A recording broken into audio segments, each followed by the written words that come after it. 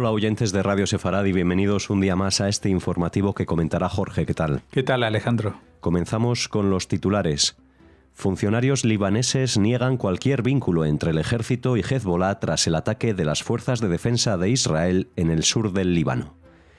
Manifestantes piden una comisión estatal el 7 de octubre frente a las casas de los ministros al grito de no se puede enterrar la verdad. Siria y Rusia discuten sobre cooperación militar y reconstrucción tras Assad.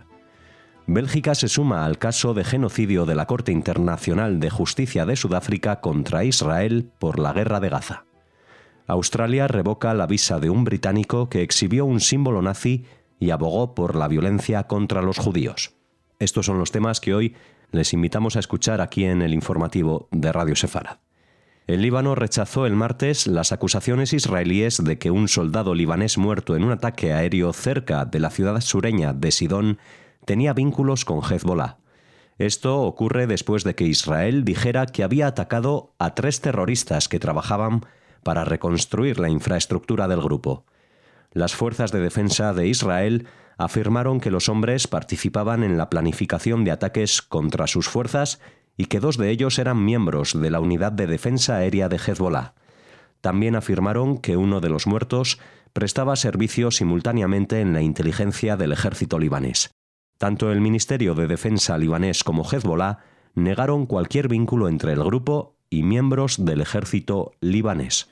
Bueno, yo permítanme que tenga mis sospechas muy grandes respecto a que tanto el Ministerio de Defensa libanés como Hezbollah niegan que el personaje que fue eliminado en un acto terrorista tuviera que ver con ellos, es decir, que trabajara para los 2 cuerpos a la misma vez.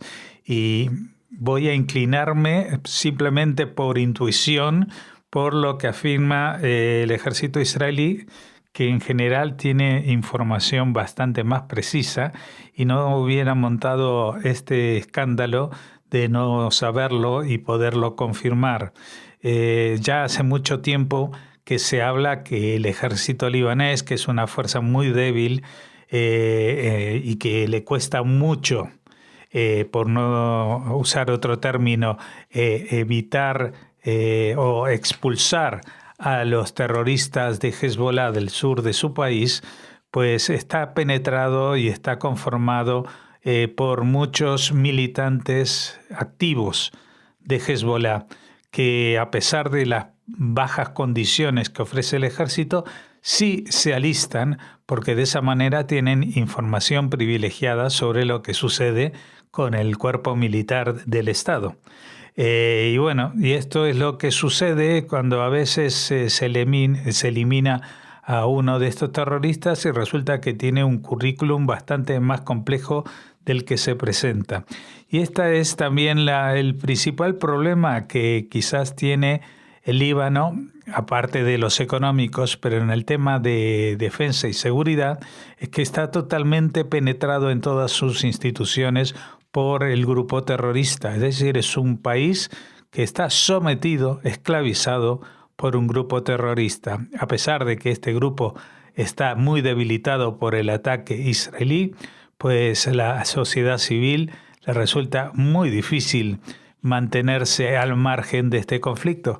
Es algo bastante similar, aunque en otra medida, a lo que sucede en la Franja de Gaza con los gazatíes y el grupo Hamás. Es muy difícil que surja algún tipo de protesta o alternativa al gobierno de Hamás en la Franja de Gaza mientras este grupo mantenga y controle las armas, aunque sean menos armas que antes. Pequeños grupos de activistas israelíes que piden una comisión estatal de investigación sobre el 7 de octubre protestan frente a las casas del ministro de Educación, Yoav Kist, del presidente de la Knesset, Amir Ohana, del ministro de Relaciones Exteriores, Gideon Sa'ar, del ministro de Justicia, Yariv Levin, y del ministro de Asuntos de la Diáspora, Amihai Chikli.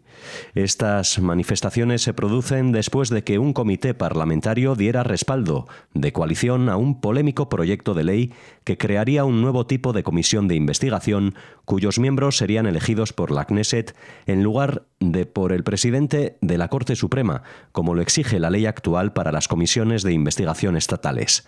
El primer ministro Benjamín Netanyahu ha afirmado que la ciudadanía desconfiaría de una comisión estatal porque sus miembros serían elegidos por el Poder Judicial, al que su gobierno ha intentado debilitar mediante una serie de leyes controvertidas.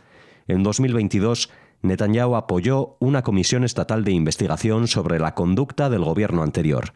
A pesar de las afirmaciones de Netanyahu, las encuestas de opinión muestran consistentemente que una comisión estatal de investigación cuenta con el respaldo de la mayoría del público.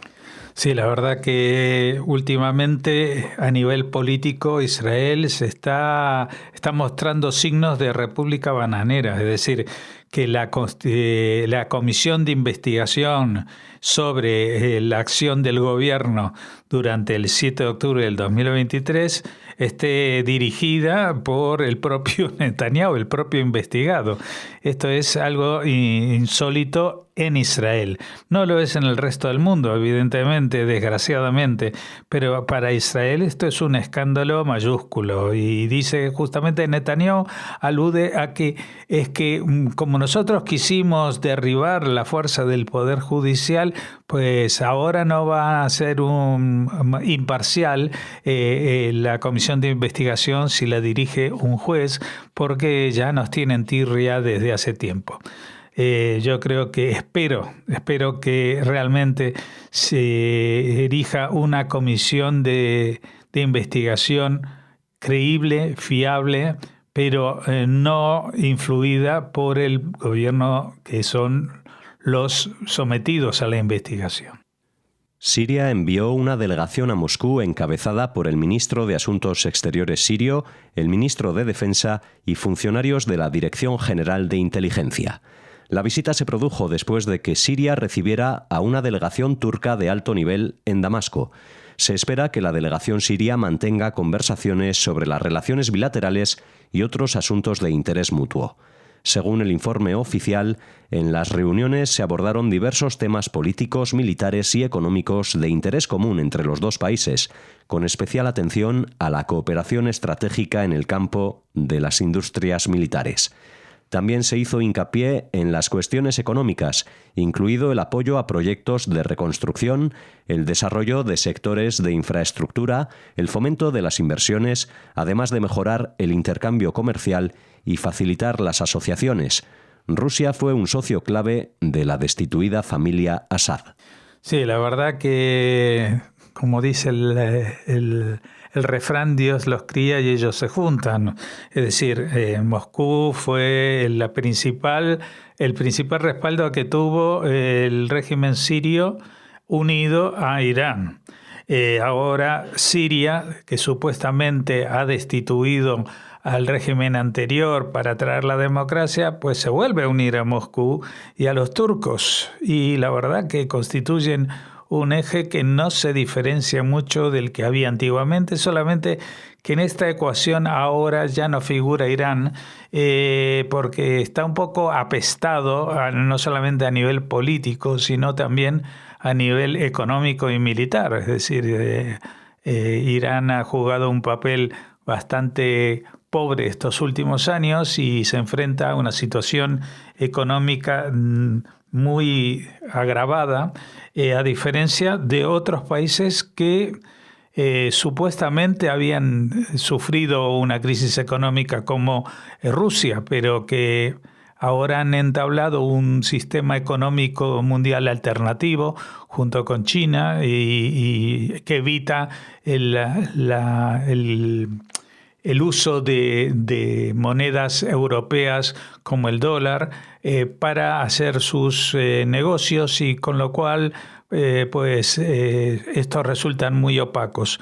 Así que ahora nuevamente Rusia quiere entrar en el juego de la zona, y si bien ha perdido influencia en el Líbano y en la Siria de Assad, pues quiere recuperarlo en esta nueva Siria, supuestamente también para volver a recuperar la salida al Mediterráneo que tenía en un puerto al norte del país.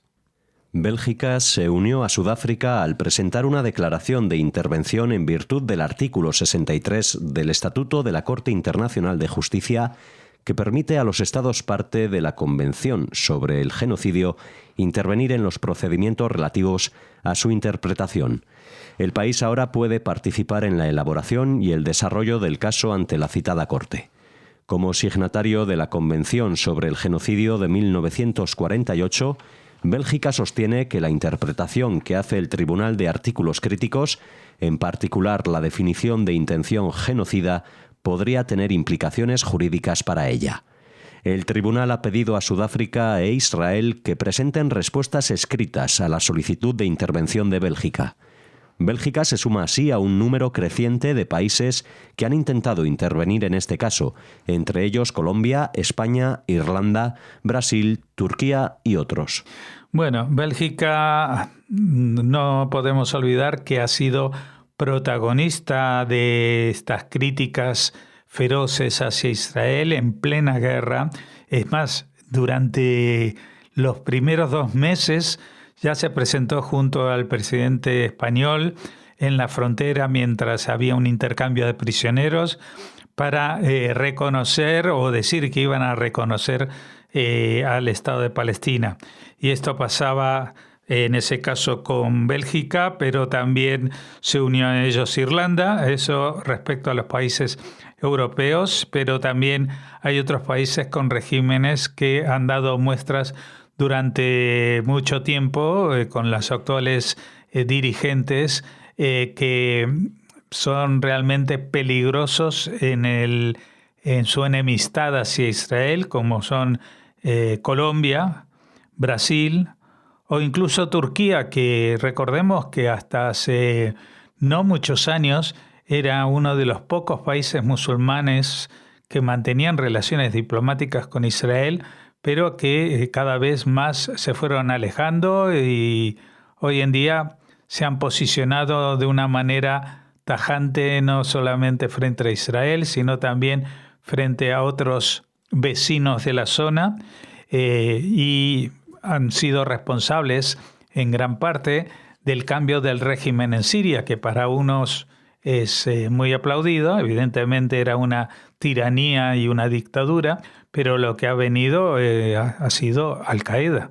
Es decir, el actual presidente, que era un terrorista buscado internacionalmente, con precio a su cabeza, y que ahora pues ha lavado la imagen y se ha convertido en una especie de adalid de la transformación y modernización de su país, con la ayuda y el propósito de este país, de Turquía.